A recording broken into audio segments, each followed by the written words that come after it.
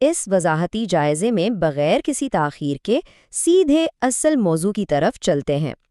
آج تاریخ کے ایک نہایت اہم اور سبق آموز واقعے کا گہرا مطالعہ کیا جائے گا۔ یہ ذکر ہے حضرت یوسف علیہ السلام کا۔ یقیناً یہ وہ ہستی ہیں جن کی زندگی کے کئی پہلو ہر دور کے انسان کے لیے ایک روشن مثال اور بہترین رہنمائی ہیں۔ تو چلیے اس دلچسپ سفر کا آغاز کرتے ہیں۔ ٹھیک ہے، تو آئیے اس میں ذرا گہرائی سے اترتے ہیں۔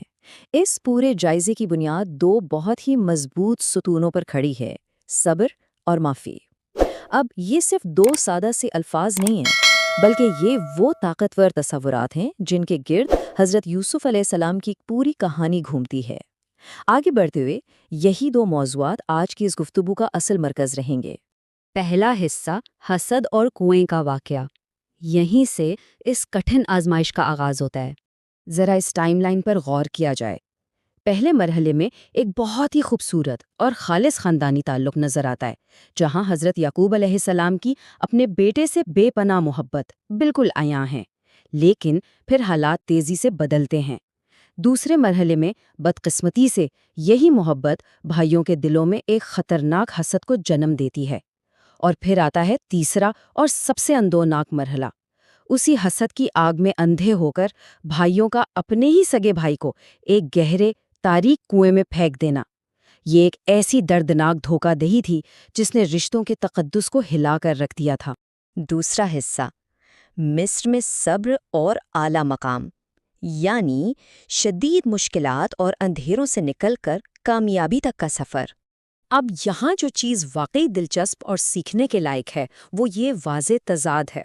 ایک طرف تو بھائیوں کے حسد کا وہ بھڑکتا ہوا تباہ کن جذبہ ہے جس نے اپنوں کو ہی شدید نقصان پہنچایا، اور دوسری طرف بالکل اس کے برعکس حضرت یوسف علیہ السلام کا پرسکون صبر اور اللہ کی ذات پر غیر متزلزل بھروسہ نظر آتا ہے۔ یہ تقابل دراصل یہ سکھاتا ہے کہ حالات چاہے کتنے ہی سنگین اور کٹھن کیوں نہ ہو جائیں، انسان کا اپنا مثبت رد عمل ہی اس کے بہترین مستقبل کا فیصلہ کرتا ہے۔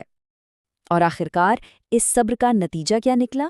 ایک ایسا عظیم انعام جس کا شاید تصور بھی محال ہو۔ اللہ تعالیٰ نے اس خاموش استقامت کو ہرگز رائیگاں نہیں جانے دیا۔ وقت کے ساتھ حالات نے ایسا پلٹا کھایا کہ حضرت یوسف علیہ السلام کو مصر میں ایک انتہائی اعلیٰ اور بااختیار مقام عطا کر دیا گیا۔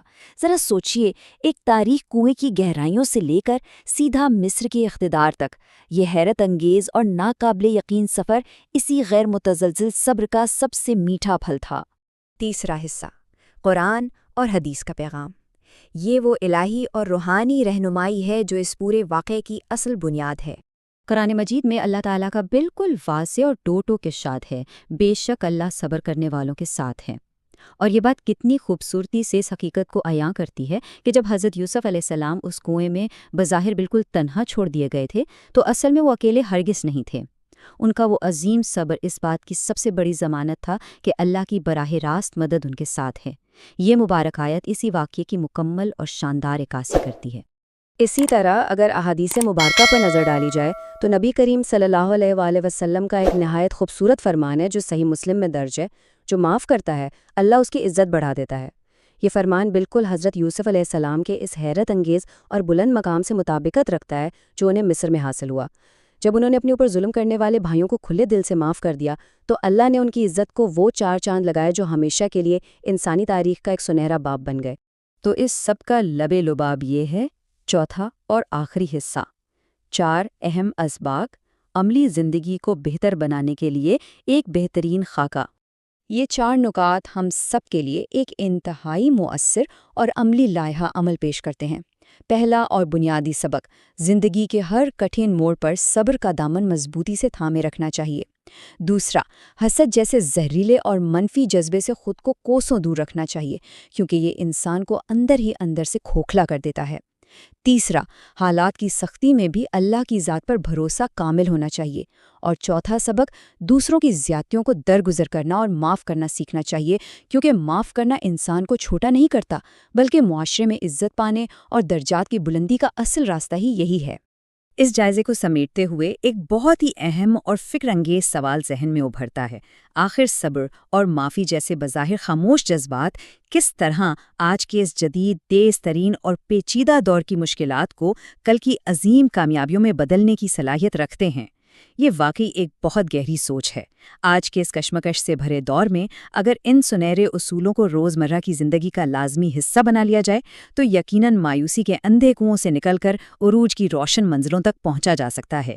یہی وہ لازوال اور ابدی پیغام ہے جو اس مطالعے کا اصل نچوڑ ہے۔